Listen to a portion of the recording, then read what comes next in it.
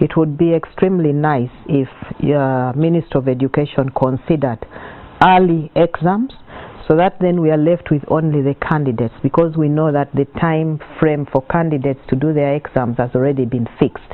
But the fewer learners at school, the easier for us to carry out surveillance and ensure that they are safe. The health minister's plea comes on the heels of more than 5 cases of the learners who have tested positive for the hemorrhagic fever in 4 schools in Kampala Metropolitan.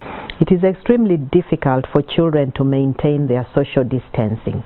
But if we have infection prevention materials, we have JIC, we have chlorine solutions, we ensure that surfaces are clean, the lavatories are clean, the toilets are cleaned and disinfected frequently, then we can be relatively sure that our children are in a safe environment. For now, Minister Aceng is calling on school heads to consider implementing the available preventive measures. Temperature screening is mandatory. Hand washing. Children should be encouraged. We can take it as a game. Wash hands all the time with soap and water, because the virus is fragile.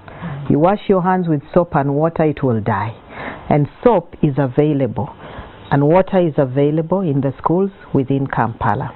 However, Philbert Baguma, the Secretary General of the Uganda National Teachers Union, is against the idea of cutting short the school term. He says learners stand to miss out if the school term is unduly shortened. Would be adding salt to an injury. The already shortened content is also not going to be covered.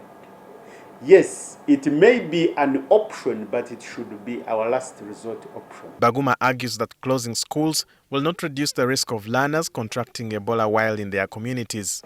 Closing down the schools should mean that transport is closed, markets are closed, shopping malls are closed, and churches are closed. As of today, Uganda has registered 129 confirmed cases, 43 recoveries and 37 deaths.